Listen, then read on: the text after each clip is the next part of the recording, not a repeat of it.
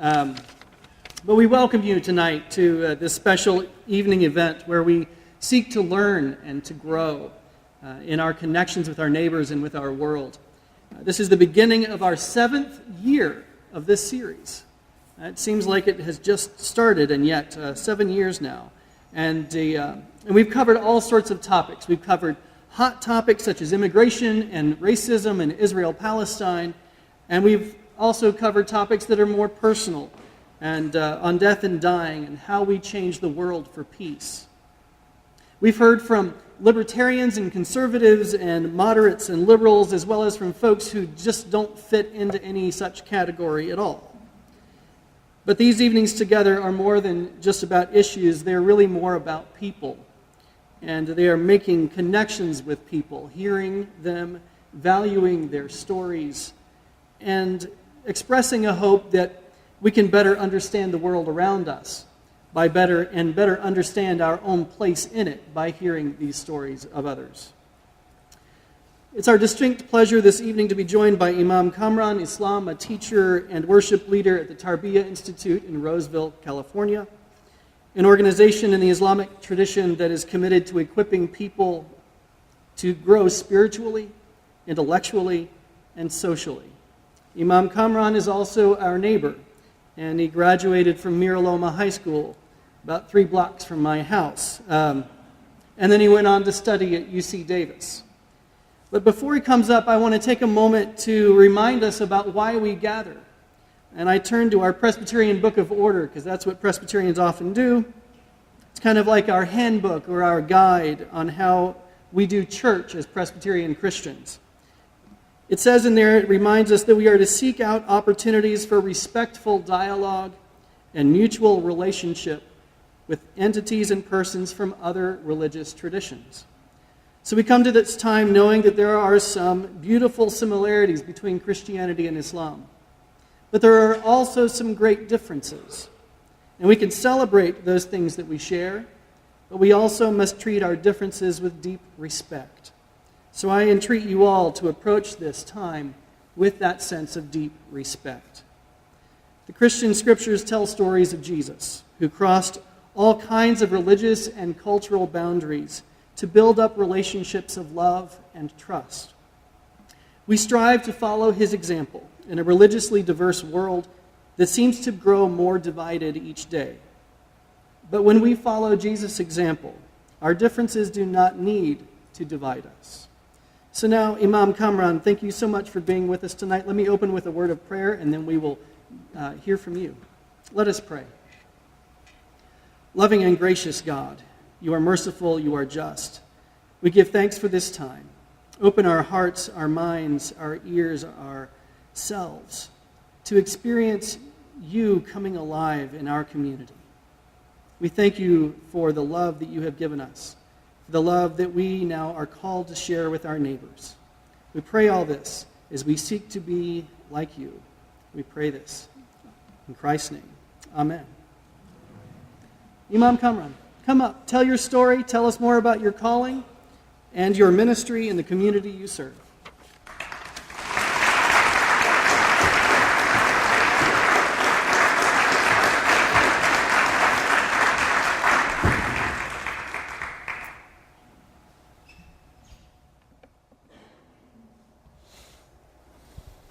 الحمد لله رب العالمين الرحمن الرحيم مالك يوم الدين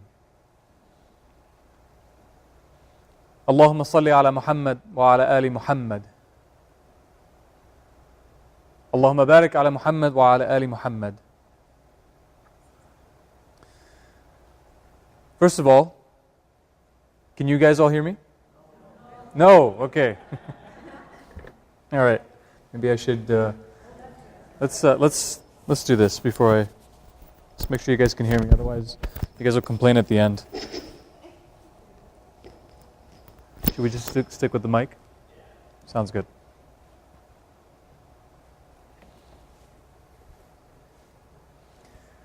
Can you guys hear me now? Okay, excellent. I begin in the name of God, most gracious, most merciful, and I seek His blessings upon this gathering and upon all gatherings in which God's name is mentioned.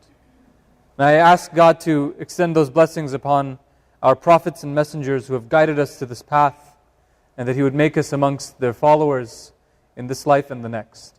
My dear brothers and sisters in faith, my name is Kamran Islam, and I greet each and every one of you with the greeting that Muslims share with each other and are encouraged to spread around the world.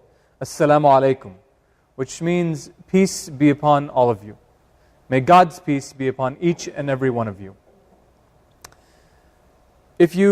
I always start by asking a quick question. And it's entirely up to you, and I will go either way based on what you respond with.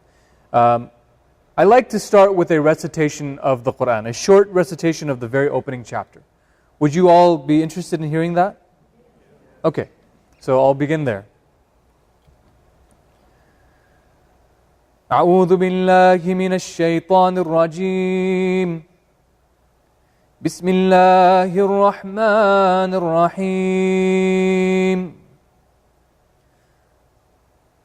الحمد لله رب العالمين الرحمن الرحيم مالك يوم الدين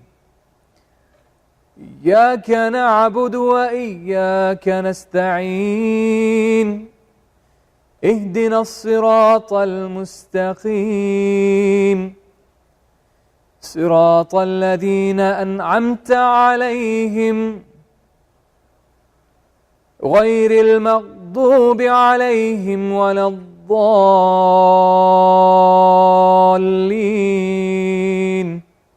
آمين.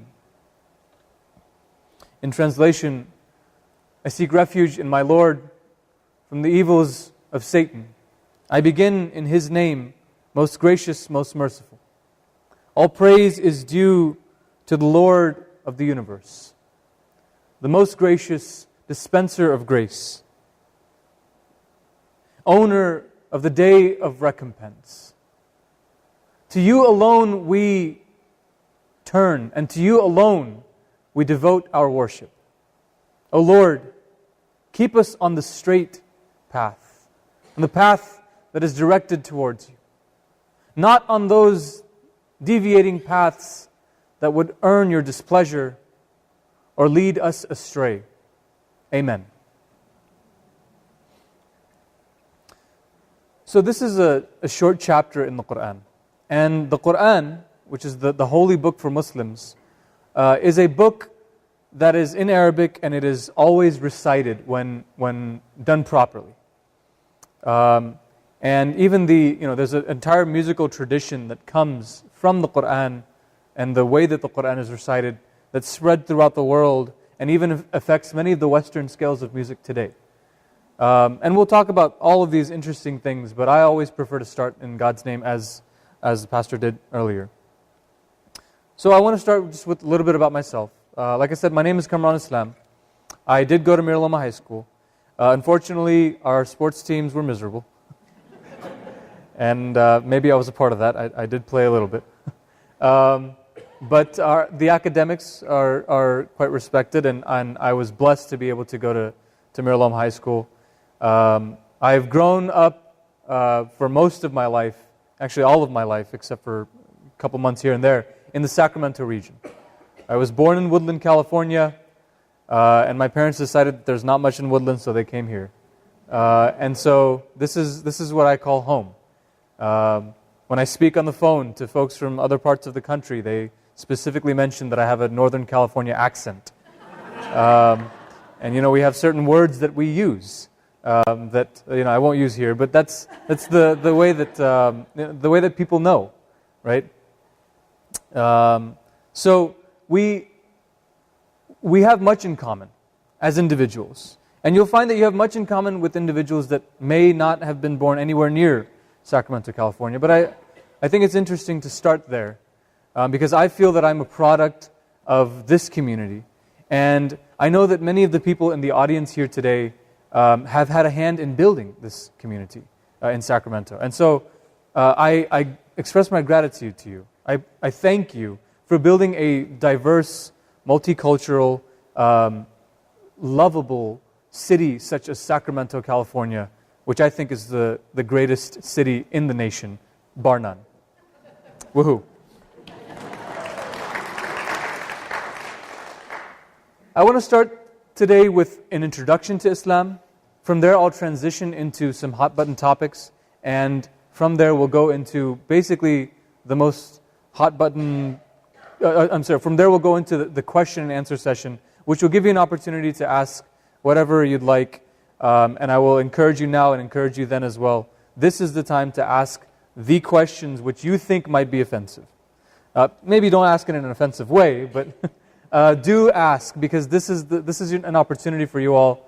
And I have studied Islam professionally. So I work for an organization called the Tarbiyah Institute. The Tarbiyah Institute is a mosque. It's an Islamic organization, and we have a couple of locations, one in Natomas and one in Roseville, California. And we are expanding and growing fast. I've studied Islam for about 10 years. I started off honestly studying Islam for very personal reasons, for personal development. And my teachers, who some of you may recognize, Imam Aziz, who's been in the Sacramento area for a while, just kept pushing me until I came to a point where I was studying this a lot. And I asked him, why are you pushing me so much? He said, look, we need people who do this professionally, because people need spiritual guidance in their lives. And this is the only way it's going to happen. This is how we generate what it means to be an American Muslim. It's through spiritual guidance. And so that's what brought me to where I am today, and even standing before you today. Much of my passion is to work with youth and work with young people who are going through phases of life that I personally experienced. And that, of course, never is the case when you're working with a religious organization. Your job description matches none of what you actually do. And I'm sure you can ask people about that. And I do appreciate your willingness to be here and listen today. So the first question I pose to you, first of all, how many of you have done some research, know some things about Islam? Just give me a hands up. You could give me keep your hands up if you give me the 5 basic practices of Islam. Kind of? Okay. How about keep your hands up if you could give me some numbers about Muslims around the world. Anybody? Okay, so I'm just gauging my audience here. So who are Muslims? This is the first question I think is important to ask. And usually when we use the term Muslim, maybe not us, but particularly in the 24-hour media cycle, when the word Muslim is used, it's also used interchangeably with the notion of Arab.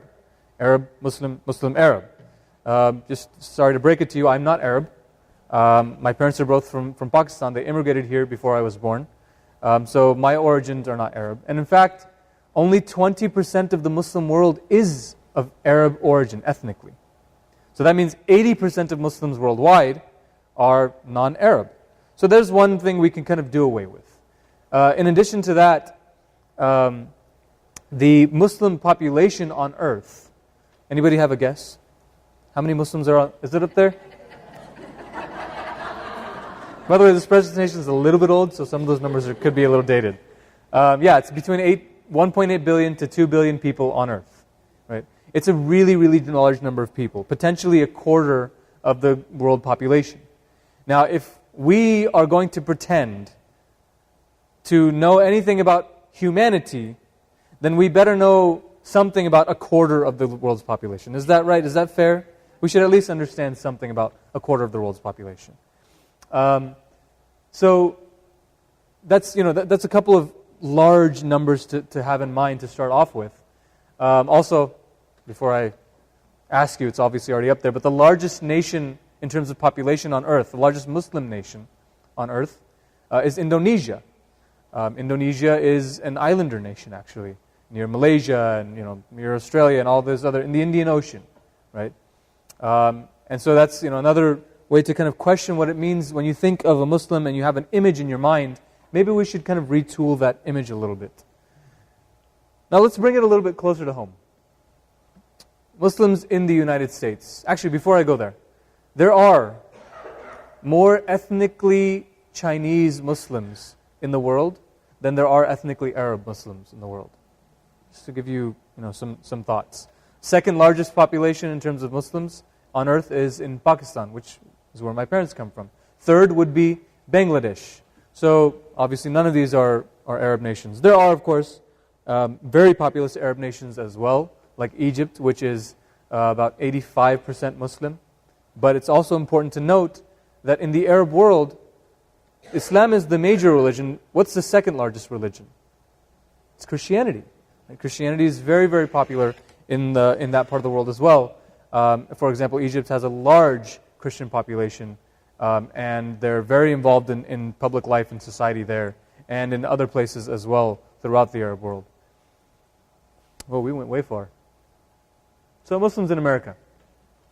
Islam is the second most commonly practiced religion in the United States, and also it's the fastest growing religion in the United States. So, just to bring it closer to home, it's valuable for us to understand some things about our neighbors, people living with us.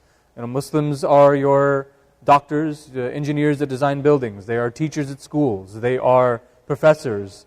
They are, they may be the janitorial service, or so many different professions that you may see, and you may never think that person is Muslim because they're not necessarily wearing a badge or mentioning it every time they see you, right? Because that's not what people do. We don't just announce our faith at each other. So this is just something to keep in mind for us locally. There's an estimation. By the way, the estimations range from I've seen numbers like 2 million, and I've seen numbers like 12 million Muslims in the United States. The best estimations, I think, are at about 7 or 8 million. The question comes to mind, why is there such a fluctuation?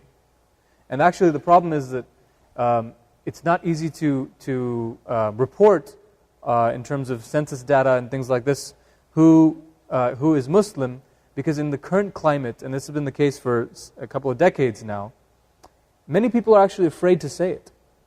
People will be fearful to say, yes, I'm Muslim, worrying that it may affect their employment status, worrying that it may affect their scholarship, worrying that they may affect their social circle. So many people, I wouldn't say most, but I would say there are many Muslim families who just keep it to themselves out of fear, out of worry. That being said, there are many other families who are very proud of their faith and would announce it publicly, as I do on a regular basis. But this is something to keep in mind as well. As I mentioned, there's a wide variety of ethnic backgrounds, and that is reflected here in the United States. There are Muslims here in just the valley. There are Muslims from the Indian subcontinent, so India, Pakistan. There are Muslims from Afghanistan. There are many refugees who've moved over here from, in recent years from Iraq and from Syria. There's a large Palestinian Muslim American population. So there's a wide variety. There's a large Malay population. A lot of different ethnic backgrounds. That number is old, the 75,000 Muslims. It's probably closer to something over 80,000 Muslims in the Sacramento Valley. So we're everywhere, guys. Surprise. No, it should be expected. Sacramento is a very diverse, one of the most diverse cities in the nation, actually. Now that you know a little bit about Muslims, I want to share with you a story that I think sometimes highlights the misconceptions about Islam. So there's a man in the park. He's sitting there in New York Central Park, and he's sitting there, he's enjoying his time, and all of a sudden he sees this young woman running really fast, and then he sees that there's a dog chasing her. And so he's like, oh my gosh, that seems like a problem. And he runs, and he catches up to them, and he's able to get the dog to stop chasing her. Okay? What's the, local news? They don't have much to report on. So the headline the next day, what would it be? Patriot hero saves woman from rabid dog, right? Something like this. Now, if that news source were to find out that actually, wait a minute, that guy is Muslim, the headline may read, Patriot dog struck by terrorist Muslim. I know this is kind of an exaggeration, but it's not an exaggeration in what happens in our news cycle. It's more of just a story that exemplifies it. I don't know if this actually happened somewhere, right? But this is how media and how certain sources treat the notion of being Muslim, because it sells. It's a moneymaker, right? If your job is to get as much viewership as possible, and you have a sensational story to tell, right, even if it's really not a story at all, you may do it if the end goal is, that green piece of paper. And so this does affect the way Muslims are perceived, throughout society, in various walks of life. And today I want to try and dispel some of those misunderstandings. I want to tell you about what Muslims do believe. Certainly there are differences from other faith backgrounds, including Christianity, and there are some similarities, and I'll let you guys decide which is which. So quickly, the basic beliefs in Islam. The six most foundational principles of Islamic faith. And there's 5 up there, and then we'll get to number 6 right at the end. The first is the concept of Tawheed. Maybe you guys want to learn some vocab today. Can you guys say Tawheed? Basically means the oneness of God. Monotheism. That's the best translation of the word Tawheed. Muslims believe in one God. And I have certainly been asked, do Muslims believe in a moon god or a... No. We believe in a God who is transcendent, who cannot be understood by the human mind except for what that God, what He reveals to us and tells us about Himself. We believe He is the same God that is referred to in the Bible and in the Torah and throughout the traditions that come before, that He is God for everyone, whether people choose to accept Him or not. He's God. Right? He is alone. He is one. He is. There's nothing that can compare to God. This is an integral part of Muslim belief. There's a notion, within the context of monotheism, there's a notion of strict monotheism. Have you guys heard this term? There are 2 major world religions that adhere to the notion of strict monotheism. One is Islam, and the other is Judaism. Excellent. Very good. So strict monotheism is the notion that not only is there one God, but that He has absolutely no versions of Himself. It's just Himself. Right? So Christianity, for example, I'm sure you guys are familiar. Christianity is a monotheistic faith, but God has, I'm sure you guys understand this better, but the notion of the Trinity, and there are these various Godheads, right? Or versions of God.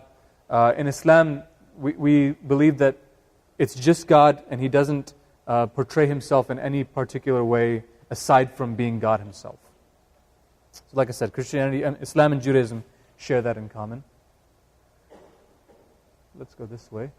The second basic belief is the belief in messengers. You guys are still good on the microphone? You guys can hear me? Okay. So messengers. The notion of messengers and prophets. I'm going to list a few prophets for you, and you tell me if you've heard of them before. So how about Nuh? Yes, you have actually. His name is Nuh in Arabic, but it's Noah. Maybe Noah is more familiar?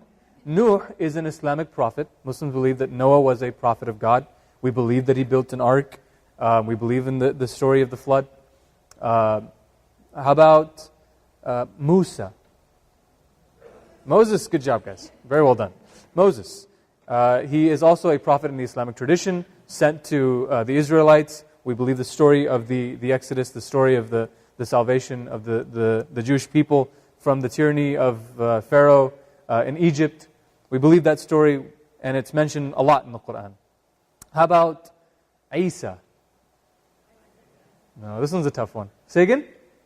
Very good. Jesus. The name for Jesus in Arabic is Isa. And as Muslims, we do believe that Jesus is one of the messengers of God. We don't believe that he's the Son of God. Rather, he is one of the many messengers.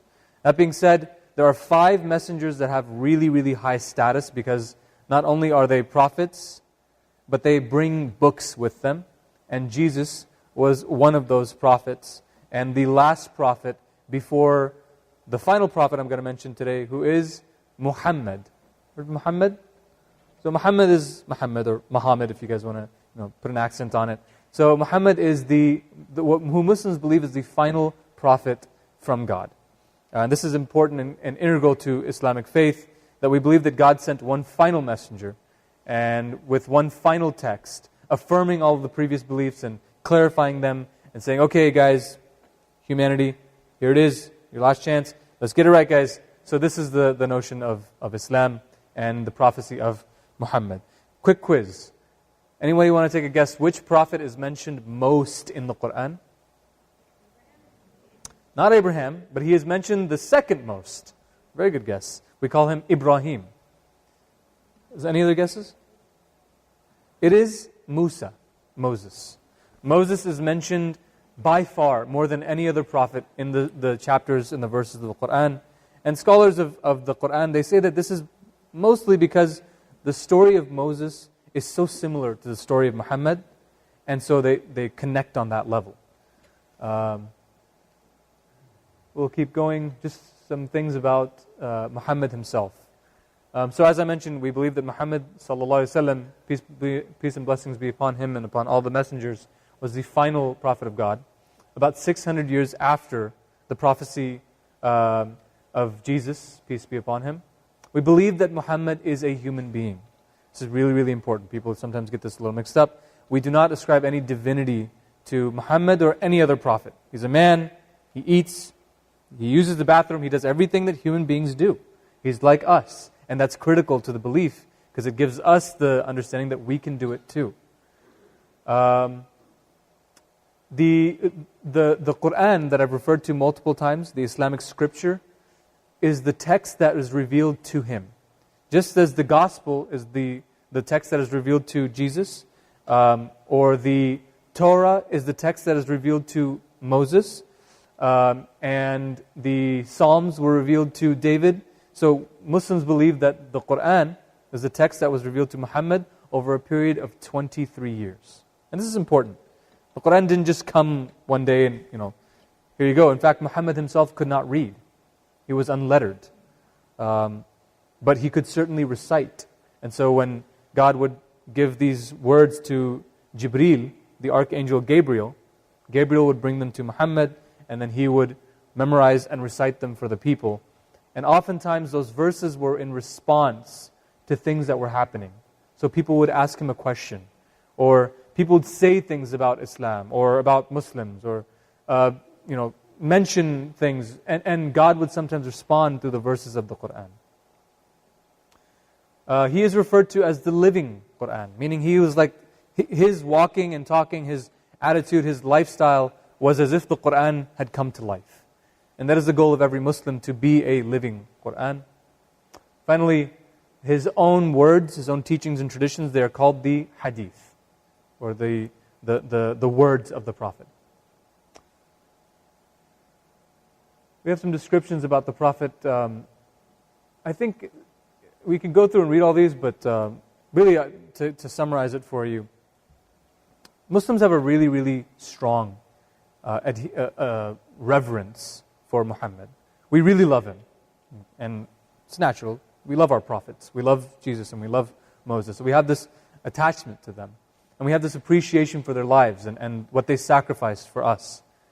And so this is important to understand when you want to understand Muslims, because some people will wonder, well, why do Muslims get so upset when maybe upsetting things are said about their prophets?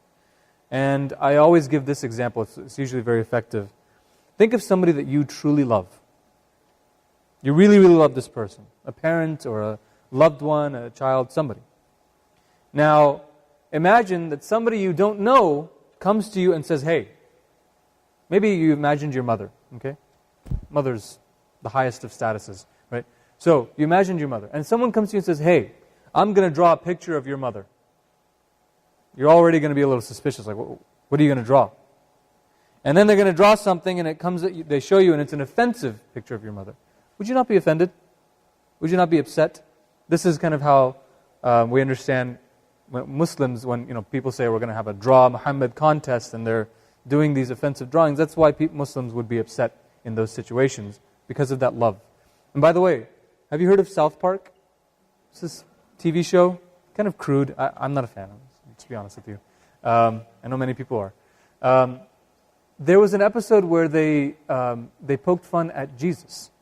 And Muslims were really upset. Muslims were really angry. Because again, it's that love and reverence for the prophets. Right? Another of the basic beliefs is the belief in scriptures. And I've already kind of mentioned these. But quickly, the Torah, we believe that's a scripture from God. We also believe that Az-Zabur, or in English, the Psalms, scripture from God. Injil, or the Gospel of Jesus, scripture of God. In the Islamic tradition, we believe that all of these scriptures were sent by God to prophets for their people with specific pieces and elements of the message, and that the final scripture, which is the Quran, was kind of the concluding and final version of all of these scriptures. So when someone cites scripture from, a verse from the Bible, Muslims do not reject the verses of the Bible, or they do not say, that's not true, or I don't accept that. Rather, what we're instructed to do, as the Prophet taught us, is to neither accept nor reject, but to have reverence for the scriptures of the past, because they're all from God, although they may have adjusted and changed and shifted over time. The Quran, as I've mentioned again and again, you guys have heard me say this a few times? How many of you guys feel like you know what the Quran is? Kind of? Just quickly. For Muslims, it is the final and most important source of guidance. It is the Word of God Himself. By the way, I forgot to bring my copy, well, many copies, but if I brought a copy of the Quran for you and I opened it up for you, you would notice that it's all in Arabic. And if I brought another copy and it was in English, I would not say that that's the Quran. I would say that that is a translation of the Quran. Now this might seem a little strange at first, but it's really important for Muslims that the Quran, number one, remain absolutely and completely unchanged. And the way that is done is that there are millions of Muslims around the world, tens of millions really, who have memorized the entire text from front to back. And I, for example, am working on that memorization myself as well. It's about 600 and something pages, 6,000 something verses actually. And people memorize it. People who don't even understand Arabic actually memorize the entire text. And if you ever, you're hearing someone else recite the Quran, or you pick up a copy of the Quran and you notice that there's a mistake, Muslims are very diligent about this. They'll actually report that. Or they'll let the person know, hey, by the way, you made a mistake there. It's actually instead of E. Even on very, very tiny things like that, because it's very important that the Quran remains unchanged. Now, that's why we call the English version or the German version or the Spanish or whatever the translation of the Quran. How many of you are familiar with another language aside from English? Okay, so how many of you know any good jokes in those other languages? You're already thinking of them and laughing. They're great jokes, I'm sure. Now, what happens when you translate that joke into English? It's not funny. People look at you weird, like, what? And then you explain. And then you give some cultural context. Oh, this is funny because, in Puerto Rico, this and that, right? Oh, this is funny because, the Irish people, they have this tradition, right? You have to give this, context. And then the person thinks about it again. Oh, I get it. And then they give you a little chuckle, right? Then they laugh, right?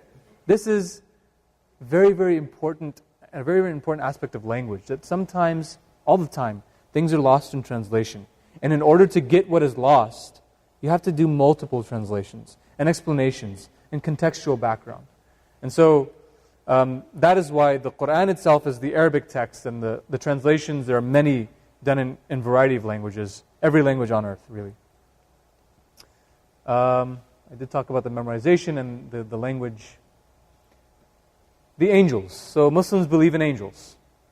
Really, this is about believing that God created many beings, many complex, beautiful beings, and we're not the center of the universe. Right? It's not just about us.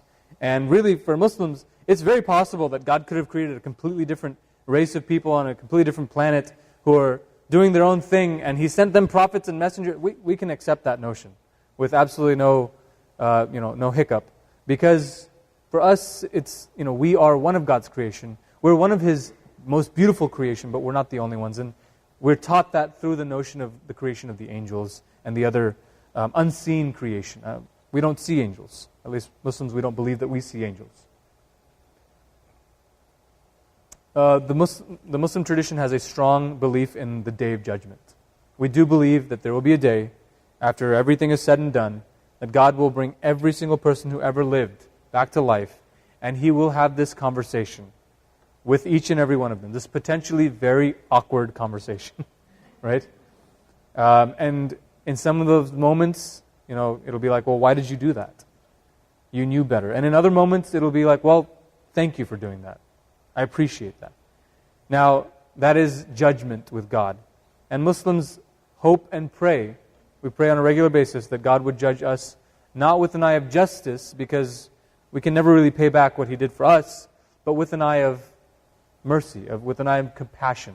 And the only way to earn that is to live a compassionate life on earth. So if you live a compassionate life, then Ar-Rahman, the most compassionate, one of God's names, He would judge us with that compassion.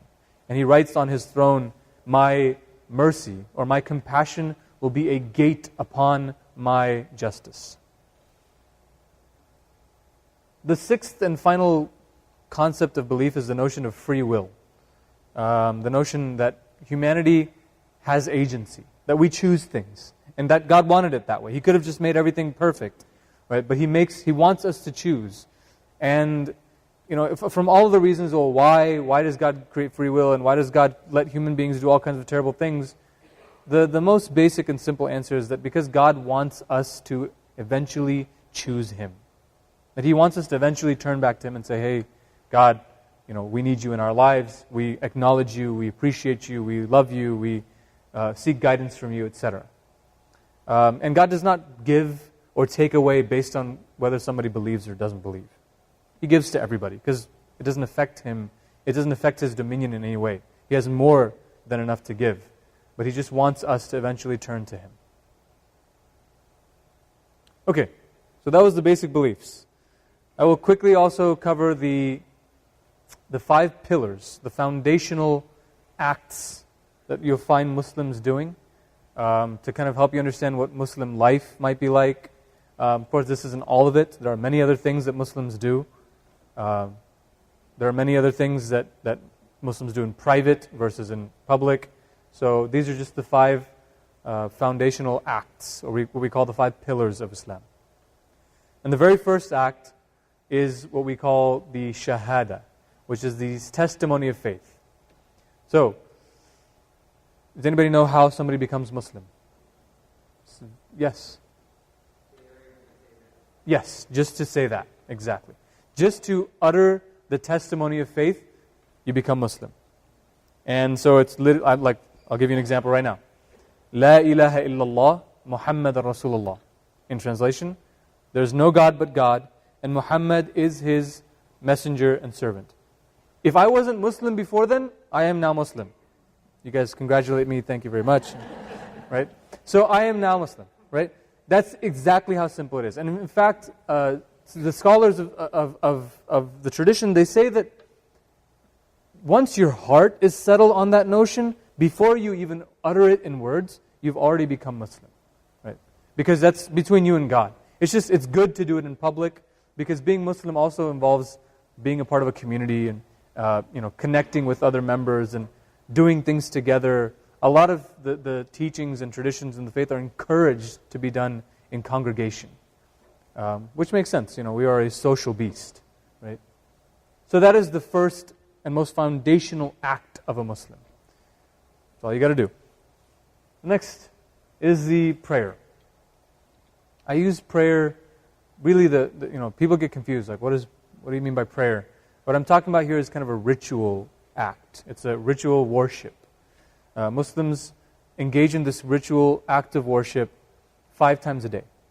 And this ritual act of worship involves a lot of physical motion. It involves standing. And it involves bowing. And it involves prostrating and sitting. And also it involves a lot of words, by the way. We say a lot. For example, what I recited earlier in the very beginning, we say that in every single prayer. Right? We say that at least 17 times a day if we pray 5 times a day. So we pray 5 times a day with various lengths. Some are longer than others. The earliest of the daily prayers is actually before dawn. So a devout practicing Muslim would set an alarm for, these days like 5:45 or something before the sun comes up, and you have a short prayer. And you have a window of opportunity to complete that prayer. And then later in the day, there's the prayer, the high noon prayer, which comes in right after the moment of noon, the sun's highest point. Right? And then there's the late noon prayer, the late afternoon prayer. And then there's a prayer right after sunset. And finally, there's a prayer right before bed, kind of in the evening time. So, for example, today when I finish, when I go home, I'll do this prayer before I go to bed. There was a very famous anthropologist who was studying the Bedouin Muslims. This is around the time of a little after World War II. And he was studying them, and one of the things he noticed is that these Muslims, they do this prayer thing. So he asked them, "Oh, why do you guys do this, up and down and all this stuff, and you're saying all this stuff, and you're always facing a certain direction, etc. Why all these elements to your prayer?" In Poland, he was Polish, we sit by our bed, we put our hands together, and we do our prayer in our minds. And there's not all this stuff. And so the Bedouin, he responded with this really powerful statement that helps me to understand why prayer for Muslims is the way it is. He says, well, did God not create me in my physical form? And did He not create me in my tongue and in my mind and in all of the elements of my existence? So should I not use as many elements of my existence to then worship God? Also, Muslims, one way they explain prayer, because each one takes about 5 minutes. It's like our spiritual gas station throughout the day. And so you stop by the gas station, you get refueled, right?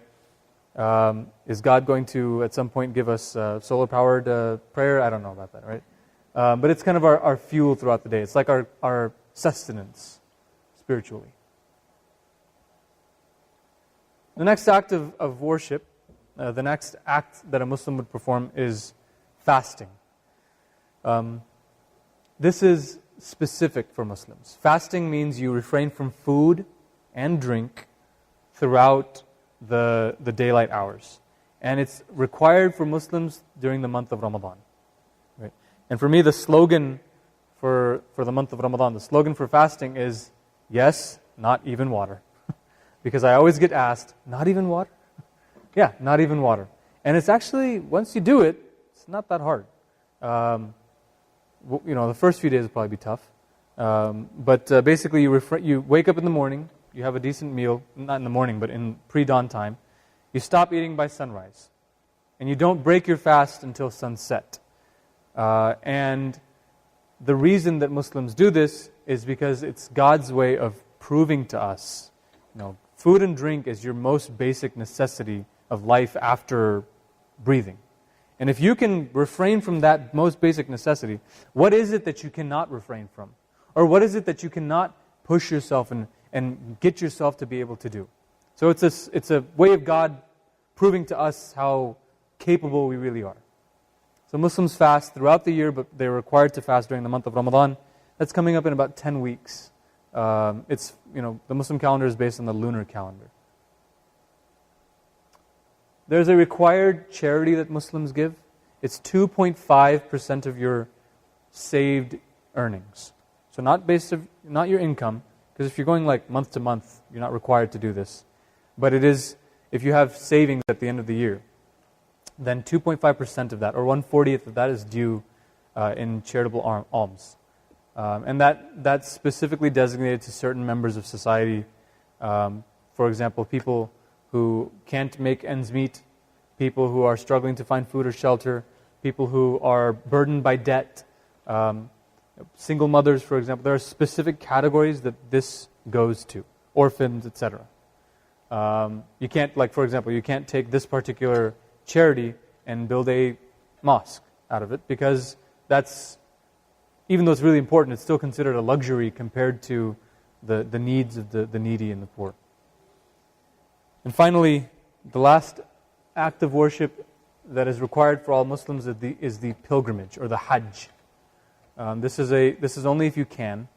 By the way, Hajj these days, to travel, to stay, and to come back, it costs it's like $8,000. It's kind of expensive.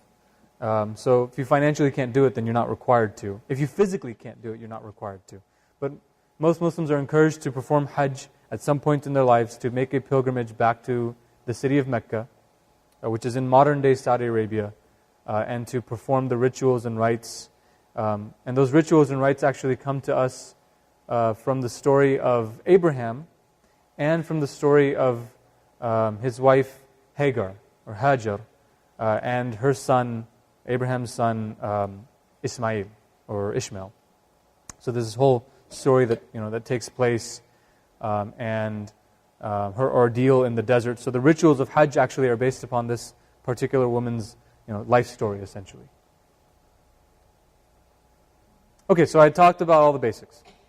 And I want to take some time and go through some of the quote-unquote hot-button topics. I don't know if it's really that hot-button topic anymore. But these are things that I often get asked about. And so I want to spend a little bit of time.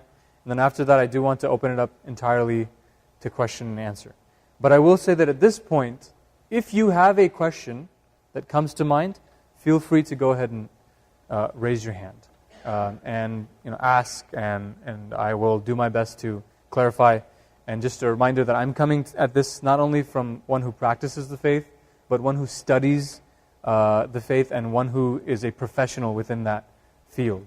So I encourage you. We have this term. Imam, by the way, means religious leader. We have this term in the Muslim community, Imam Google. Imam Google does not have very good answers, unfortunately. He's not very well trained. He hasn't, gotten very good mentorship, and is very susceptible to whatever you want to put up there as well. So people will put all kinds of things up on Google or on Bing or whatever your preferred search engine is. So let's take this opportunity to do that. So I'll start with just kind of going through, and like I said, you guys can raise your hands and ask questions. The first, most often asked about topic is the notion of women in Islam. And what role do women have in the Islamic tradition, in the Muslim community? What does Islam and Islamic teaching say about women? And I want to start this off by reminding all of us that this idea that that women have suffered throughout history at the hands of men is not a Muslim problem, is it? It's a global problem, right? It's a global problem. It's a problem that has occurred throughout history for a very, very long time. And no society has been free of it. But I definitely can tell you what contribution Islam made to that conversation, and what efforts were made in the early years of Islam in order to combat that. And I think some of the sisters here might find that quite interesting, actually. I know my wife does. So, first and foremost, in the Islamic tradition, Muslim men and Muslim women are spiritual equals before God. There is no spiritual difference between a man and a woman. So, when all is said and done, a man can achieve, a certain amount before God, and a woman can achieve the exact same amount, if not more. And there's no barrier to one or the other, right? In the Islamic tradition, yes, go ahead. So can a woman be an imam? That's a great question. A woman can be a religious leader. The question is, can she be an imam? So imam has a specific meaning, by the way. It means one who leads prayer. And in most cases, women don't lead prayer. Does that mean that they don't teach or they don't become scholars of the faith? Actually, it doesn't mean that at all. So let me kind of give you some background. After the Prophet passed, after he died, Muslims needed a source to go to for their religious questions. And the most reliable source for questions and issues relating to Islam and clarifications on verses of the Quran was the wife of the Prophet, Aisha.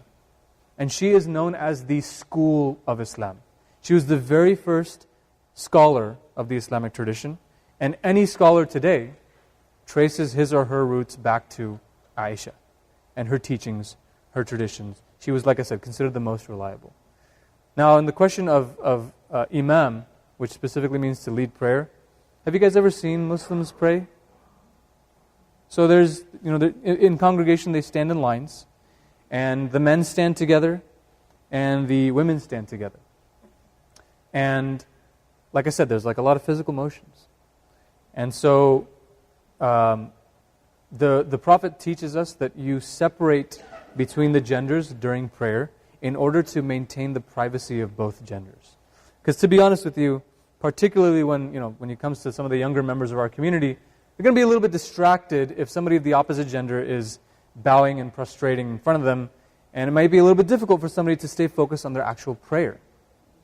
Right? So that's why you see men lined up in front and women lined up in the back. And this is, unfortunately, it's a truth of our biologies. Men are less in control of their thought process when it comes to sexuality than women are. So there's like studies, for example, that demonstrate that men think about the opposite gender. Men think about women 6 times more often than women think about men. Right? So we ask the sisters to guard the backside, and that's why they're behind us. Unfortunately, it's a reality. Now, that being said, if there's a group of women who are praying together, certainly one of them should and would lead them in prayer. Also, in cases where there are men present, but none of them have the knowledge to lead in prayer, the woman can, in that case, the knowledgeable of the women can lead in prayer. Does that answer your question? Sure. So continuing, and again, like I said, continue to raise your hands if you have questions. This is a really important one. The notion of independent legal entity. So it should be noted that in much of the world, during the time that Islam was being revealed, women were not independent legal entities. Right? So as a woman, you would transfer a kind of ownership from father to husband at some point. Right? And if not from father to husband, it could be from father to brother even.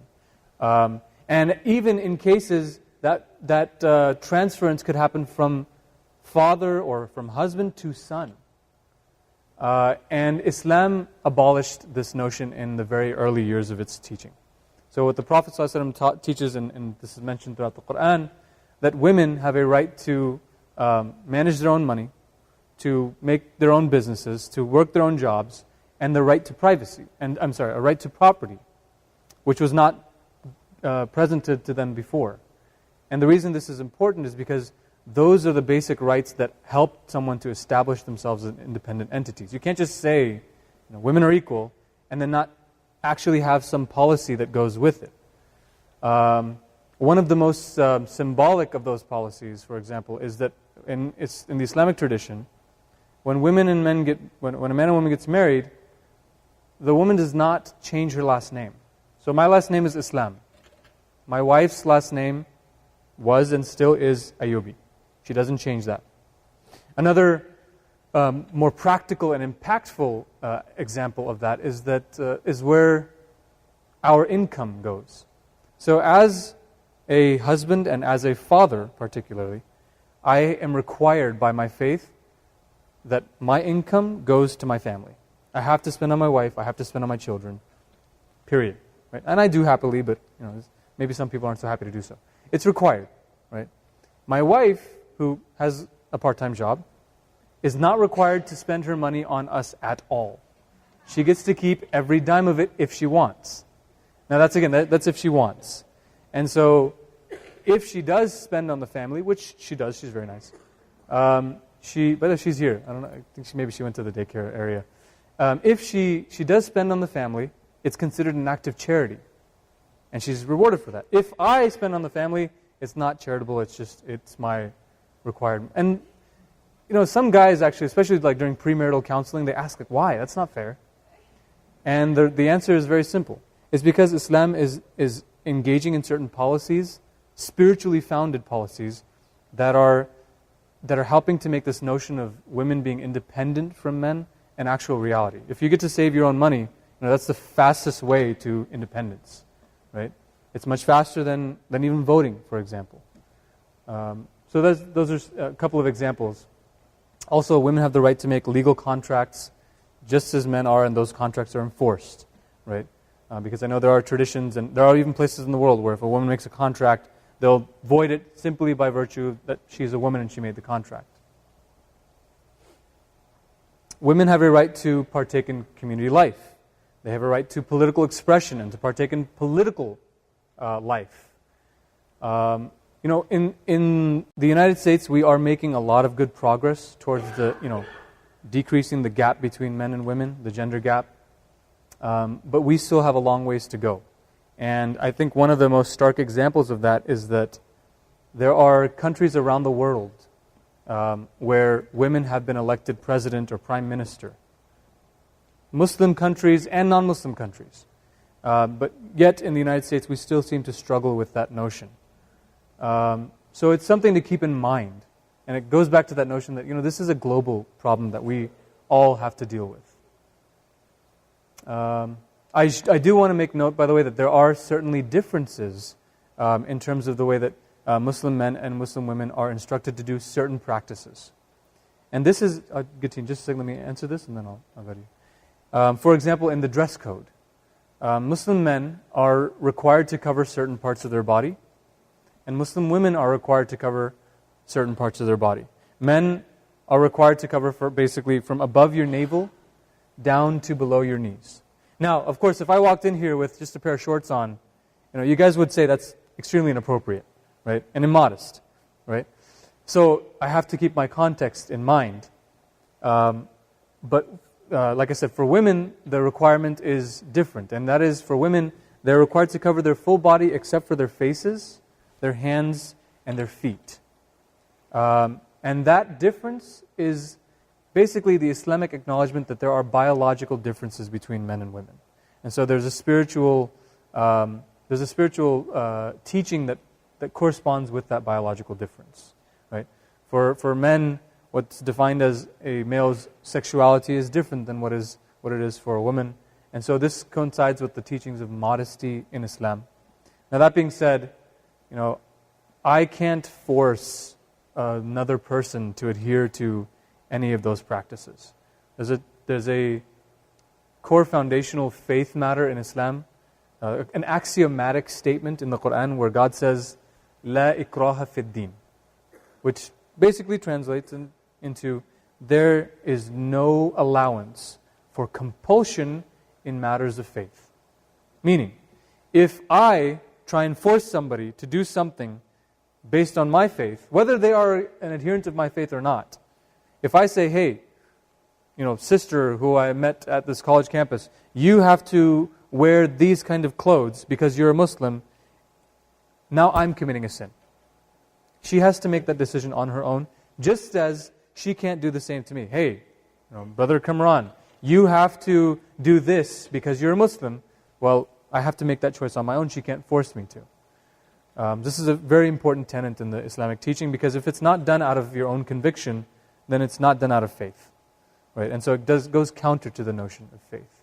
So I did promise, I'll go here and then I can come this way. Yes?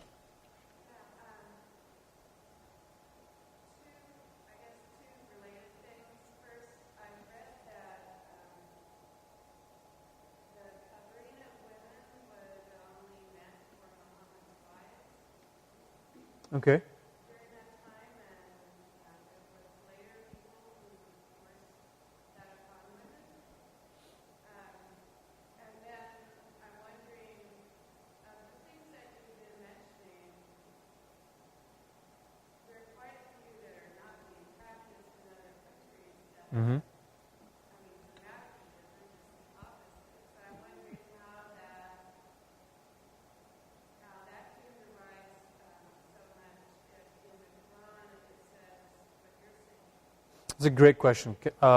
Before I answer the first question, which is also important, and the second question, you mentioned that other countries. Would you mind giving me an example so that I can? Because I have a feeling I know what example you'll give. The one that first comes to mind is Saudi Arabia. Excellent. That's exactly what I thought you were going to say. And thank you for that. So just to answer the first question, which was about the covering being only for the wives of the Prophet. The wives of the Prophet were instructed to have additional covering, but that was specifically for them. And all other women in the society at the time and thereafter, practicing Muslim women, practiced that particular covering of the head, covering of the hair, which is called the hijab, and the rest of the body except for the hands and the feet. So this is a widely understood orthodox practice in Islam. I do know that there are some minority opinions within the tradition that say, well, you cover the whole body but not the hair. And like I said, they're minority opinions, and typically when I speak to an audience, I mention the majority opinion. But I do want to clarify something about Islamic orthodoxy. This is really important. In Islamic orthodoxy, two scholars can debate on a matter and have opposing views, so long as it's not clearly laid out in the Quran or in the Hadith tradition. They can have two opposing views on a matter. I'll give you a simple one. Some scholars say that when you pray, you put your hands up here, you hold them up here. Others say actually no, you put them down by your sides. So there's this difference, and they literally seem opposite of each other. Those two opposing opinions can actually coexist within Islamic orthodoxy. And we just mentioned that this opinion is the opinion of the majority of the scholars. This one is the opinion of the minority of the scholars. And in this particular case, the opinion of the majority of the scholars is that hijab, or the covering for women, does include the hair as well. So that's the first question. The second question, which I think is a very important one, it was that, what I'm talking about today, it seems like there are certainly parts of the world where they're practicing the opposite, and maybe even saying that they're doing so in the name of Islam. And there's something that I need to clarify, and probably should have clarified. I think maybe it's an upcoming slide, but it's an upcoming slide, but I'll do it now. Many countries around the world will proclaim to be representatives of, various ideologies, including even faith, but won't actually be representatives of that faith. So Saudi Arabia is an excellent example. Saudi Arabia, I studied political science, by the way, at Davis, so this is gets me excited. Saudi Arabia is a monarchy. It's ruled by a royal family. In Islam, the guidelines on how to choose your leaders is through an elective representative process. This is in the history of Islam. So those two things are already opposing. Now the Saudi monarchy often claims to say that we are upholders of the faith, and we are the custodians of the faith, when in reality they're custodians of one particular opinion on certain matters within the faith that happen to serve their political agenda. If you go to Muslim circles throughout the world, you'll hear a lot of negative things about Saudi Arabia. Just going to be 100% honest with you. That's how it is. And that's how it is with many, if you go to many circles around California, you hear many negative things about the U.S. government too, right? Because governments are not representative of faith traditions. Even a country like Iran, which claims to be a theocracy, is actually a secular dictatorship, which has elements of the religion plugged in so that it looks religious, and it gets people who may not be as well educated about that matter to buy in. But there's not a single country on earth that I or any legitimate scholar would say is a fair representative of Islam. Whether they're representative of Muslims and certain Muslims in certain parts of the world with their own cultures, that's another question, but certainly not Islam itself as a faith. I hope that answers the question. And I saw a hand. Yes, ma'am. Thank you guys for, these are excellent questions, by the way. I'm really, really appreciative that these are being asked.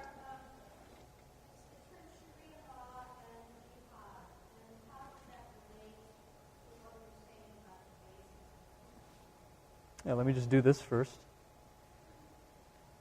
Let's go to the slide on jihad. So, let's start with jihad because that's a more quote unquote inflammatory one, perhaps. Jihad. The word comes from Arabic, and if you look it up in an Arabic dictionary, you will find jihad, and then you'll see next to it struggle. It's the literal translation, struggle. The word holy war, which is often used again in sensational media and things like that, article on whatever news source, the word holy war doesn't exist in the Quran. By the way, the word for holy war would be like harb muqaddisa.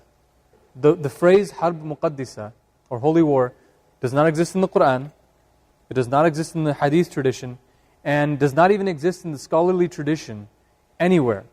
Because in Islam, no war, particularly an offensive action, can be holy. It is by definition not holy. The only act of quote-unquote violence that can have a sanctified element to it is an act of self-defense. If somebody threatens my family, like let's say, I give strange examples. Let's say tomorrow Nevada was like, we're going to invade California. Okay. We're going to take over California and they're coming in with the Nevada Guard or whatever. I understand this strange example. If I were to act to defend California, because I consider it to be my home, if I were to act, for example, to defend my family or my neighborhood, that is an act that is sanctioned and appreciated by God, because God does want us to defend ourselves against unjust acts of oppression, not to just be Islam is not a pacifist religion. I should be very direct. There are cases where it is important and even required for you as a person of faith to act, and usually that is, and not usually, always, it is in defense of either yourself, your community, or in defense of innocents who are being, whose rights are being trampled upon, right? That can be considered jihad, but it is called the lesser jihad. There are two kinds of jihad. There's the lesser jihad, which is self-defense, to struggle against oppression, and the greater jihad, which is the struggle against the self. And this is the more important one that Muslims engage in on a regular basis. So, for example, today, when I came in here, I was late for my sunset prayer. Because I got here a little bit after sunset, and it was raining outside, I couldn't stop.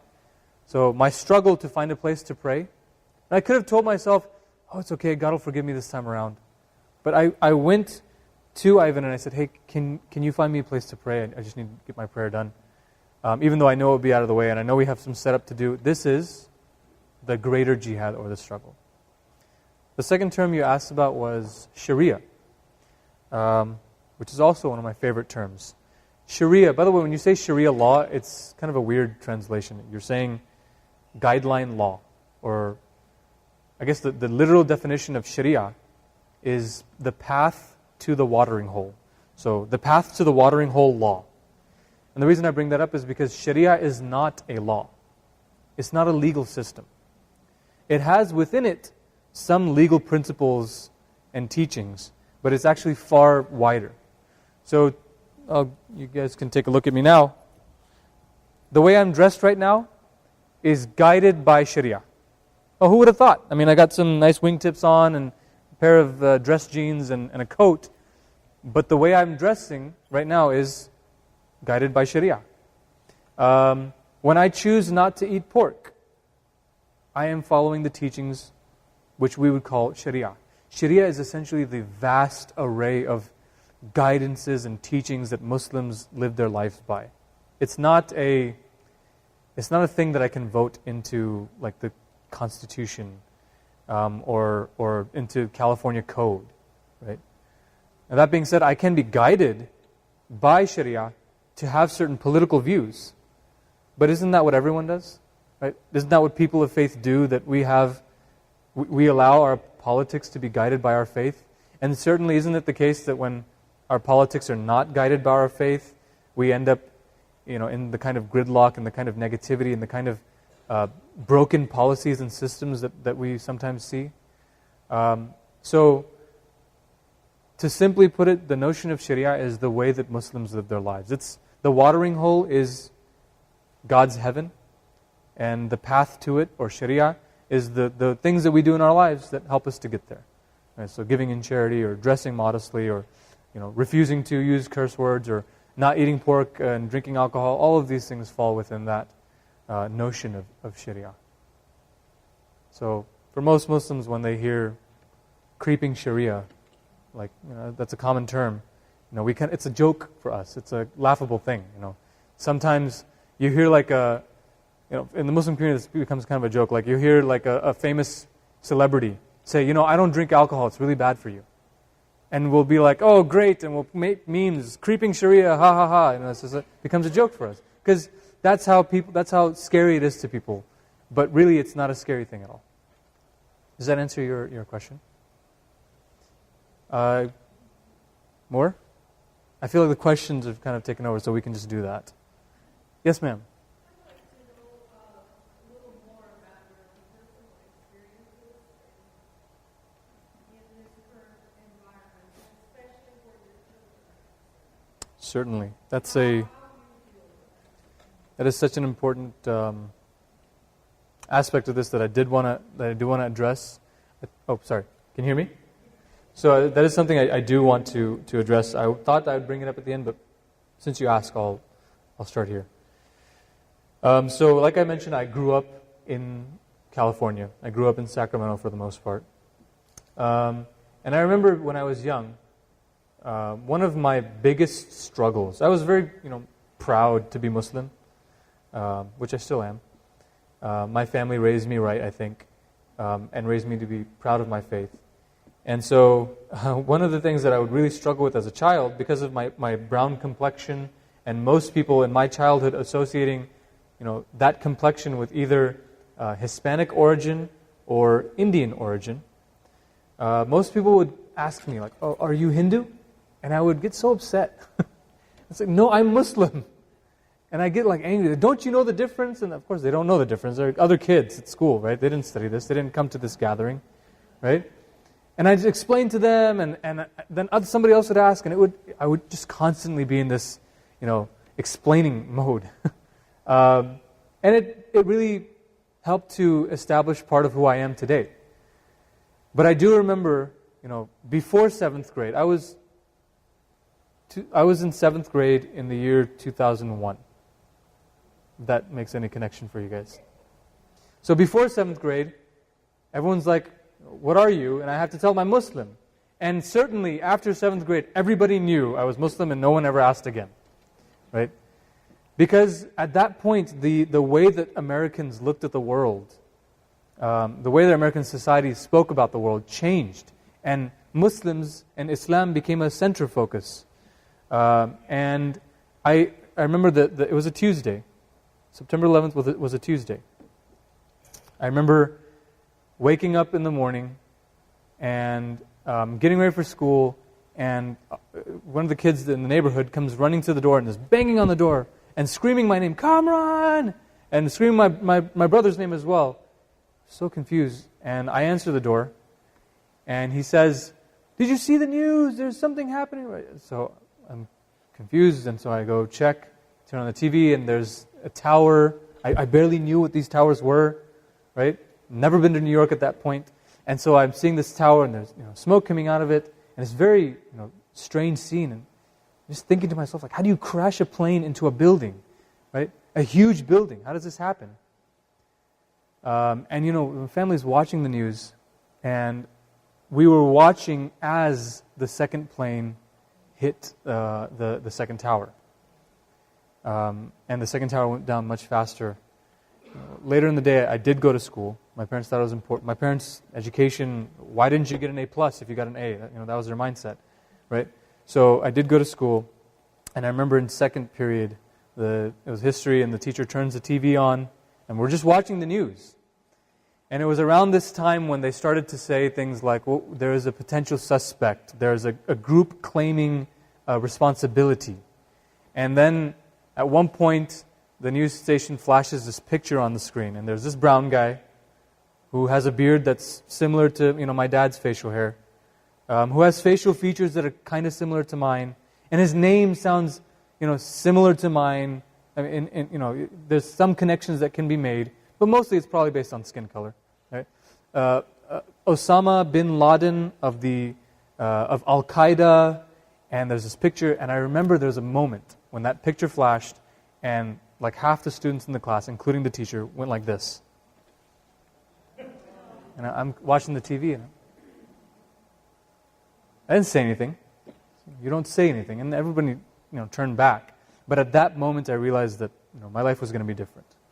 At that moment, I realized that I was going to have to be explaining a lot more about what I wanted people to already know about me, but from a completely different angle.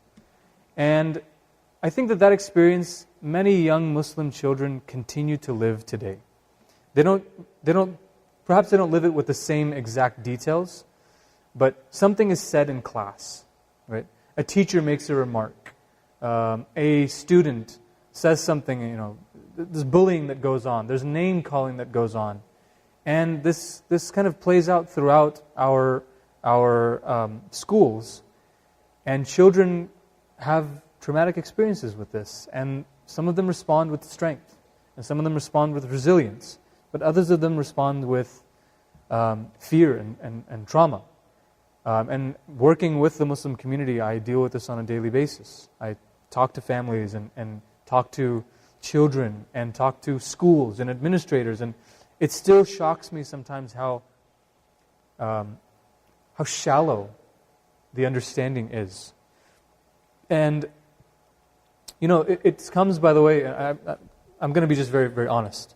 It comes, by the way, from people who are intentionally bigoted towards you, but it also comes from people who are well-intentioned, right? Like I hear things sometimes like when I come to speaking engagements, well, you're one of the good ones, implying that I'm like an exception to the rule, right? So the other people who look like me or who worship like me or who, have names that sound like mine or who have names that sound like my children's names are Laith and Ubaidah, right? It gives the doctor's office trouble every single time we go, right? But people who have similar names are potentially not the good ones, right? And that we have to, and it also implied in the question is that, so I have to be just like you, and I have to appreciate the exact same things that you appreciate. I have to have the same political perspectives as you, and I have to have the same opinions on, rock music as you in order for me to be one of the good ones, which is a kind of passive form of bigotry as well. It's not a celebration of our differences. It's not a respecting of our differences. It's rather an assumption that if someone is different than me, then there's probably something lesser about them. But when they become like me, then now they've elevated themselves. And now they're good, or one of the good ones, or acceptable to us. They've become enough like us that they can be a part of us. If we're honest about American history, by the way, we know that the United States is not like Europe. In Europe, when a minority group goes, they kind of ghettoize often, and then eventually they completely assimilate. They have very limited impact on the culture. And in places like France, for example, there's actually like culture police. We talk about Saudi Arabia, but in France they have this as well. Right? Culture police, who are very, very specific about making sure that French culture is exactly how it is and nobody has any impact on it. In the United States, we have a very different experience where immigrant communities come, and as a society, we don't ask them just to assimilate, but we ask them to offer us the best of what they have to offer. Their cuisines, their language, their faith backgrounds, their politics. We ask them to offer the best. And so every community should be afforded that same opportunity. It's just unfortunate that before that happens, we have this kind of time where we are really tough on them, where we sometimes put them in concentration camps even, right? Or they were brought over as slaves perhaps, but eventually every community has that opportunity to contribute. And that's what makes this nation so incredibly beautiful and wonderful. And Muslim Americans are very proud and excited to be a part of that process, even though we get some of the negativity that comes with it sometimes. That's some of my experience and background. I'm sure I'll share a little more as we go. Yes, sir.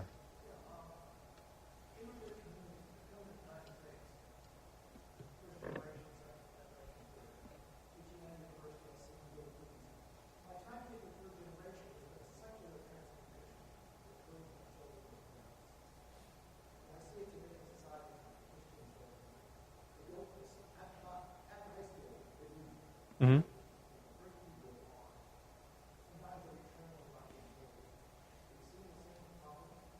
Yes. I will repeat the question, yes. Yes, I will.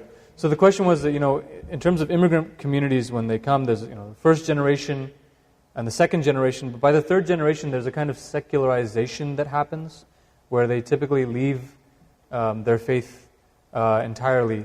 And it's usually by high school or thereafter, sometime thereafter. There are actually a lot of studies that talk about this. And this is actually a problem for faith communities in general. Which, by the way, is kind of an aside, but this is one of the main reasons I refuse to debate matters of faith. I get a lot of offers. When I was younger, I enjoyed debate. I guess I still do on certain matters, but on faith, I refuse to debate. I get offers from Christians and from Jews and from Buddhists and a variety, like, let's have a debate about our faith on college campuses. And I say no, because I would rather somebody be a faithful person, even if they're not faithful in my faith tradition, than they be a person of no faith. Because faith is such a helpful and important part of who we are. So this idea of people just kind of leaving faith in general is across the board. I think in the Muslim community, we have the exact same challenge. I don't know exactly if the numbers match up, but I know that I deal with a lot of young people who struggle with faith and have questions about faith. And sometimes the biggest problem, for the Muslim community at least, it may be different for others, is that there's not enough people around to answer the questions. Not because they don't know, but because English may be their second or third language. Because many Muslims are recent immigrants in the past 30, 40 years, rather than 70, 80 years. And so that plays into it. That was one of the reasons I got involved in this field, is because I wanted to be there to answer the question for those young people in the language that they understand, because I knew that I didn't have that for myself. And I know that many of my friends didn't have that. But there is also plenty of research to show, communities of faith have hope. There are plenty of research to show that people who do leave faith traditions many of them do eventually come back around to find the same or other faith traditions. So it's a natural part of our social lives. Yes, ma'am. Are Muslims allowed to marry out of their faith? Great question. Are Muslims allowed to marry out of their faith? There's a difference for Muslim men and Muslim women. Muslim men are allowed to marry Christians and Jews out of their faith, not outside of that, because Christians and Jews all believe in one God. And so this is an important part of raising children and things like that. Muslim women, majority of scholars say that they are not allowed to marry outside of the faith, and primarily this has to do with two things. Number one, wealth rights, because Islam guarantees, like I said, for example, the income. Islamically, it's guaranteed through your faith that you get to keep your own money. And it may not be guaranteed to them through other faith traditions. And the second one is divorce rights. So Islam has always had the right to divorce. It's talked about in the Quran. Women have an equal right to divorce as men. And in some Jewish traditions and in some Christian traditions, I can't speak for all, of course, that is still a debated matter. So that is why there's a difference between the two. Neither Muslim men or Muslim women are allowed to marry outside of communities that do not believe in God or do not believe in one God. Other questions? Yes.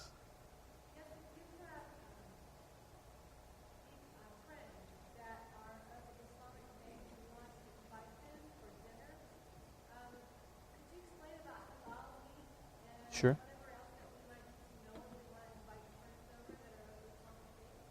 Sure. There is getting into a lot of differences of opinions. There are two camps in the Muslim community when it comes to the consumption of meat. The one camp, which is probably the larger group, believes that meat must be sacrificed in the name of God in order for it to be considered halal. The second group believes the same, but also believes, because of the teachings and traditions on this matter, that meat that is presented to them from a Christian or a Jewish household is also within the category of halal. That being said, pork is never halal, so any pig products. And any carnivorous animals, so like you can't serve up like tiger, I'm not sure if that's a thing, but there are some carnivorous animals that are sometimes consumed. Those two I would refrain from, and anything cooked with alcohol or any alcohol served, those would be, you'd refrain from. You have to know which, if you're talking about a specific family, you got to know which camp they fall into.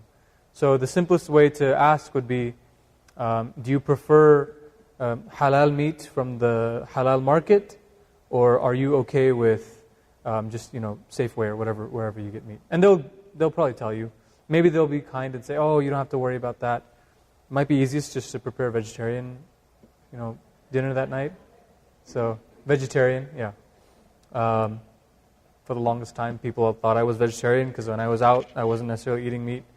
Like if I go to McDonald's with my friends and then I order a fish fillet, they're like, wait a minute, fish, that's meat. And I'm, well, I can eat fish. And it gets a big controversy. It's very complicated to explain.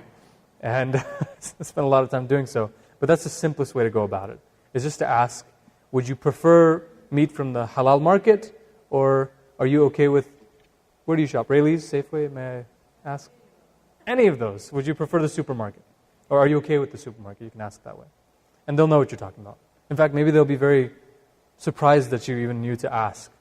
But it would be good to ask if you are going to serve up meat beforehand, because there may be, like they may come over and then they're like apprehensive, like, wait a minute, can I eat this? I'm not sure what it is. So it'd be nice to kind of explain like what you're serving up today. So is it true that an animal, when it's still in the halal way, doesn't see the instrument that's causing it? Correct. You cannot show the animal the knife. No other animal can see that animal as it is being sacrificed, and you cannot sacrifice, for example, an animal that is already injured, unless the injury came as a process of hunting, for example. If you're like hunting, I don't know, so I'm thinking of what you would hunt, turkey, right? But you cannot sacrifice, like I said, they cannot see the blade, they cannot be in any kind of pain or injury, and no other animals can see them. Those are the three basic requirements. So who ensures that those are following the halal authority or halal meat? What is enforcing that so that you know that the meat you buy from halal store is actually halal? A part of it is, it's kind of a self-enforcement. So those stores have suppliers. And by the way, you can even get halal meat from Costco. You can go there and it'll say on there, halal. It's kind of becoming a movement because it has this kind of like respect given to the animal that is being consumed. But there's a supplier, a distributor that does the meat, that raises the meat and then sacrifices the meat, and those those farms and distributors are inspected on a regular basis to maintain their halal certification. And of course the government also gets involved because you can't false advertise. So if there's any suspicion, then you can report it to the Attorney General or whoever, the consumer something. And then they'll look into it, actually. I highly recommend Babylon Meat Market on Marketplace. Yeah, they've got some good food. Babylon Meat Market is an excellent option. Babylon? It's off of Watt. Babylon Meat Market.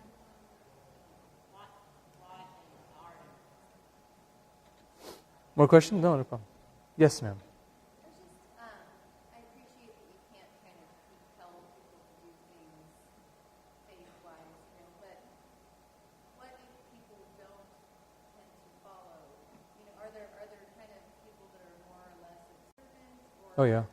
what happens if people aren't particularly observant? They just do their thing. Yes, sorry.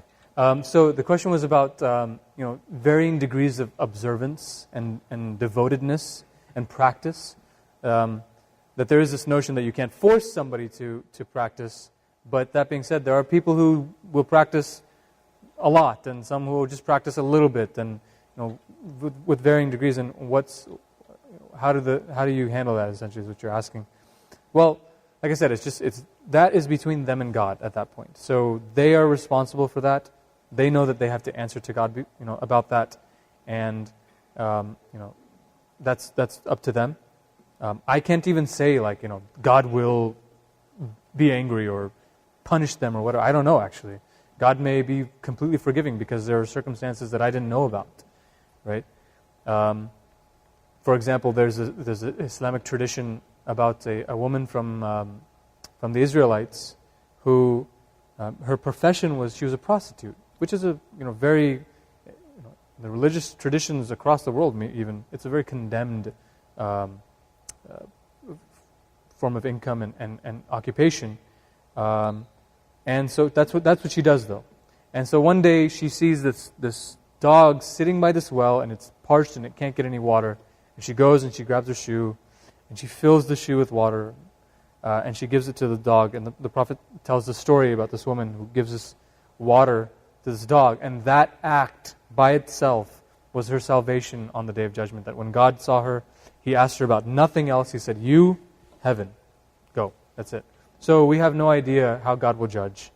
There are also stories about scholars who claim to be great teachers of the faith, and God will say, actually, you did this because you wanted fame and notoriety, and that person may be actually punished. So condemnation is not even something we can do, or even guaranteeing this person's going to heaven and that person's going to hell, right? I said the word. I said the California word. Does that answer your question? Yeah, I was wondering if there was ever The community has varying degrees of people in terms of their practice. I have members of my own family who don't even pray. I mean, I wish they would pray, and I sometimes bring it up here and there because they're members of my family, subtly. And I have other members of my family who are, just as adherent as I am. I'm not as adherent as I am because I'm an imam and I have to be. It's my choice. And there are others who would be the same as well, whether they are professionally, in the religion or not. So, I see a bunch of hands, so I'm going to just try and go around. So I'll go here and here first. Yes. Yes. So is arranged marriage more of a cultural thing or religious thing? And you being from Pakistan, right? With your family, do they engage in that? And also, secondly, and sort of related, did you see the movie The Big Sick? Oh man, I have not seen the movie The Big Sick yet, but I plan to. It's one of the movies that me and my wife are going to sit down and watch together.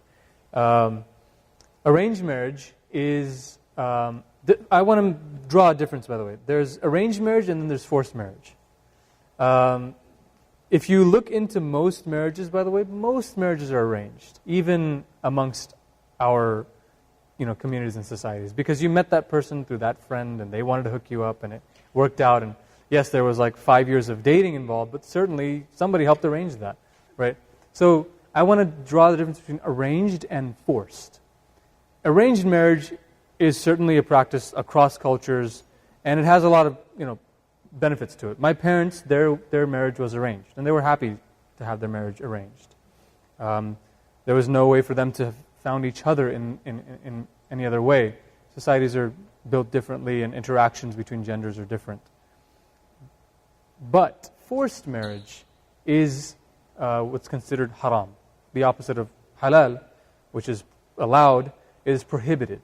It is to force someone to marry is a major sin, actually. And according to the teachings of the Prophet, you cannot force. He specifically talks about women. He says you cannot force a woman into marriage without her specific express consent on that matter. She has to say it with her own lips. And she has to say that if she's going to say it to the person proposing or to the person who's representing her, but it has to come from her. Yes, I agree, or no, I don't. And in fact, if my teacher says this a lot to certain communities who need to hear this, if you are pressuring your children or your family members into arranged marriage, you're actually pressuring them to live a life in fornication because they didn't agree to that marriage. So that's how serious it is. That being said, certainly there are plenty of cultures around the world who still participate in this practice, and we wish they didn't. But that is certainly a cultural matter. Yes, ma'am.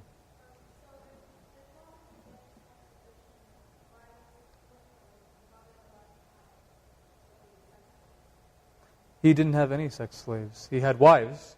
Islam allows for... Guess again? He didn't. So there is a difference between our modern understanding of marriage and the historical understanding of marriage.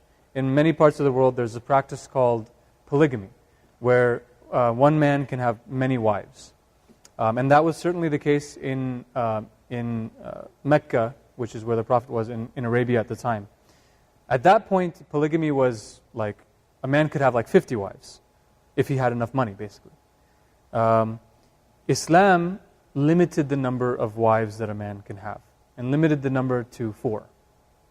And that limitation is basically, the maximum. So a Muslim man is not supposed to have more than 4 wives.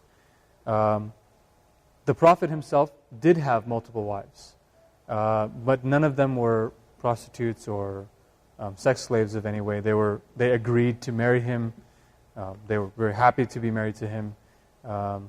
It is a little bit challenging, but it's important for us to view a historical figure through his historical context or her historical context. So, because this comes up often. People will ask, well, why did he have so many wives? And I always remind people, by the way, we're the ones who are so caught up on this. For 1,200 years, nobody had an issue, right? Because for the majority of human history, that's actually been an acceptable practice. Although I will say, like I said, Islam did limit that practice. And most teachers of the Islamic tradition will tell you that it's best to go for one. God says in the Quran to men, you may have one, or you may have a second wife, a third wife, or a fourth wife, but you would stick to one if you knew what was good for you, basically. So, because, if you knew what was good for you. So, does that answer your question? Yes. Could you say a little bit about Shia and Sunni and those issues maintained in the American Muslim? Great question. I'm going to try and compact that answer as much as I can, because it's like 1,400 years of history.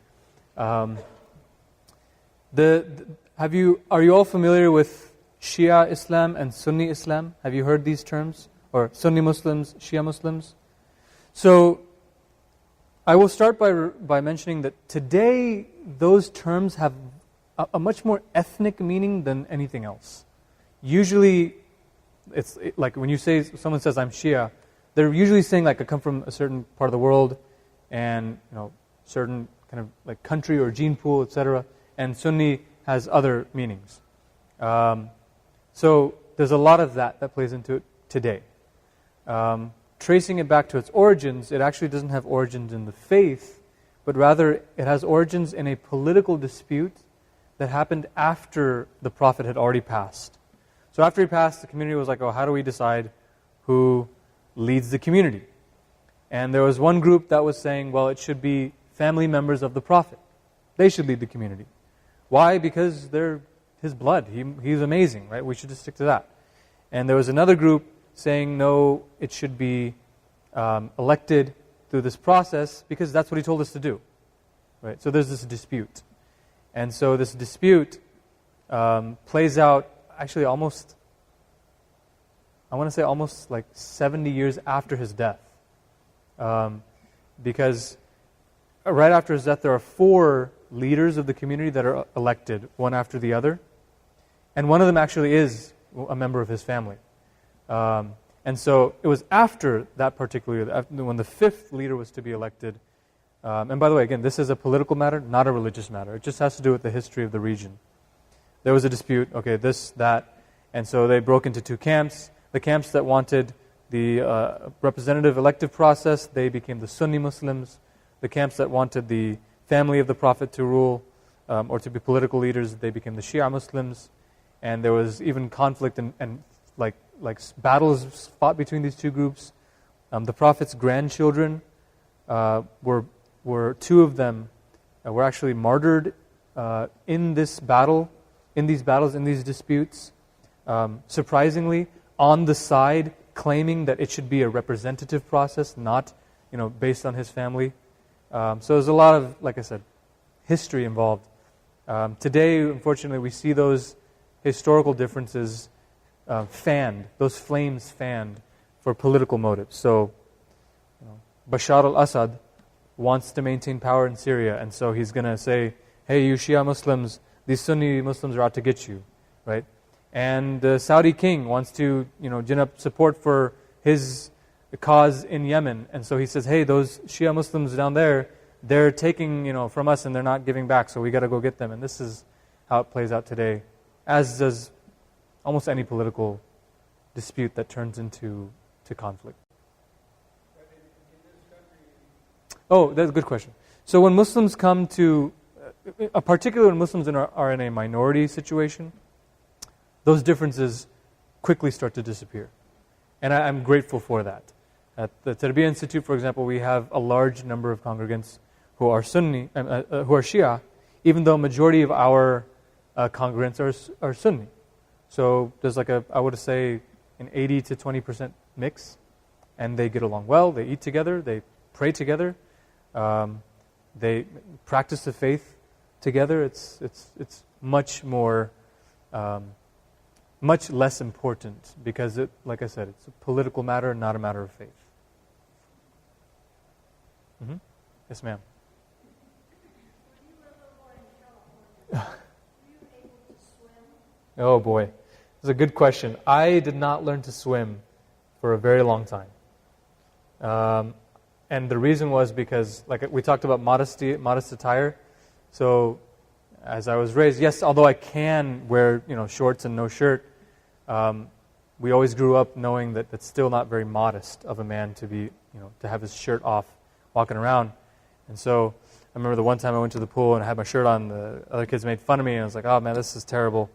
But then, maybe 6 years ago, I went and got swimming lessons and learned how to swim. So. Yes, thank you. Still not very good, but...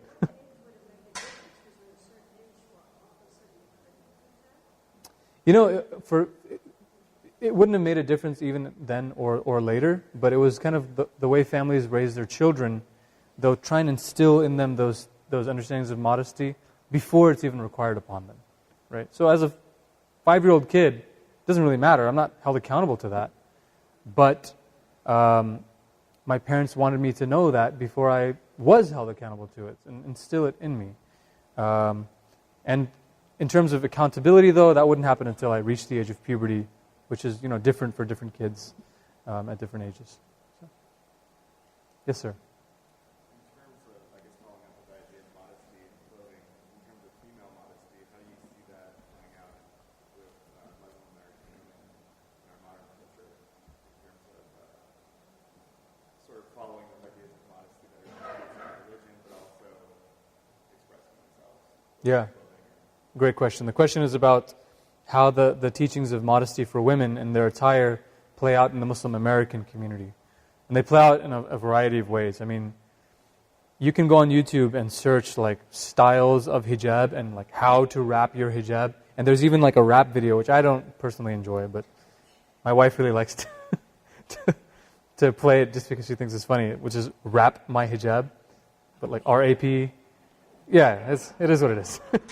Like I said, I'm not a fan, but many people are. So there's a whole culture around the hijab, and that culture varies from place to place around the world, and that comes to fruition here in the United States as well. You can kind of tell what part of the world a sister is from based on how she's wrapped her hijab and based on how, the designs that she's chosen to go with, the size, because some women, it'll be a really big, kind of almost I don't know what the word is, like a hat almost. For others, it'll be very simple, slender style. So there's such a variety, and there's even it's playing out not just in Muslim social circles, but in wider social circles. So you'll see hijabi women on covers of magazines now, and you'll see them. You'll see lines dedicated to women who dressed modestly, but specifically they're targeting. I think they're targeting mostly the Muslim community and the Mormon community, I think, is the main targets. But like the shawls and the cardigans will have like a hijab piece attached to it and stuff. You go to Macy's and you'll find this stuff. So it's playing out in our culture. Yes, ma'am. I learned more tonight than I've ever known about Islam. And we being good Americans learn from movies and the 24-hour news cycle, everything that has unreliable, untrustworthy information. So other than spreading what we've learned by word of mouth, which is so enlightening. And so, dare I say, reassuring for people who are afraid. Do you have suggestions on how just the masses of American people can learn more about Islam, the truth of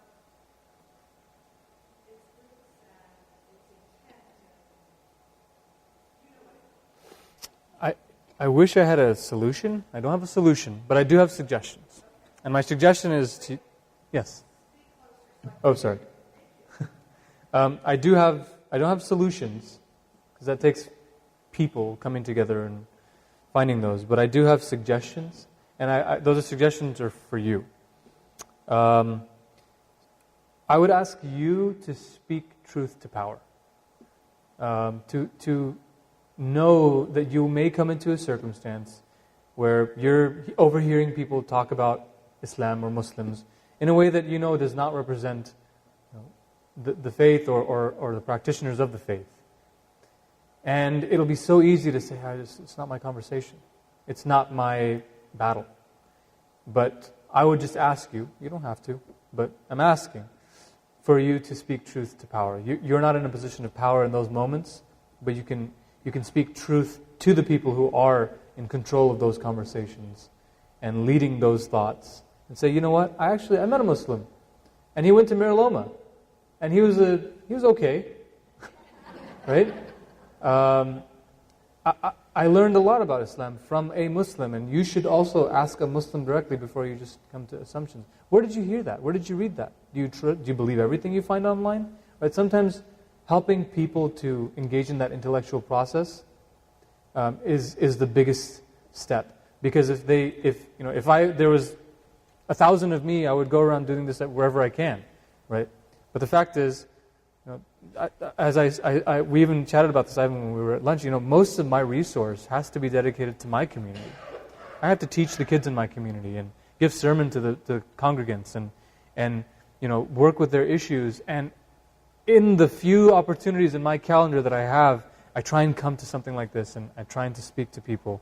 But I know that's not gonna have an impact unless those people are brave enough to then take that message and spread it as well. If for no other reason than for the pursuit of truth, because it's what you're saying is not true, and it's not good to let untruths exist. So I know that there are a lot of questions, but I promised that we would conclude by 9, and I do want to give you all a chance to get home and rest. So I'll ask you all to, if you have specific questions that you do want to ask me, you can come up to me. I'll make myself available. But I will ask that you all just keep my family in your prayers, and that you have a blessed evening. Thank you so much. Thank you for this opportunity. It's excellent.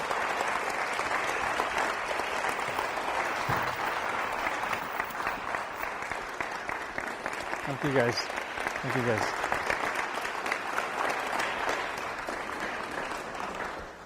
Thank you, Imam Kamran, and thank you all for coming tonight. Tomorrow morning, 10 o'clock hour, if you are here at Carmichael Presbyterian Church, I will be meeting with interested folks up in the Howard Crowley room just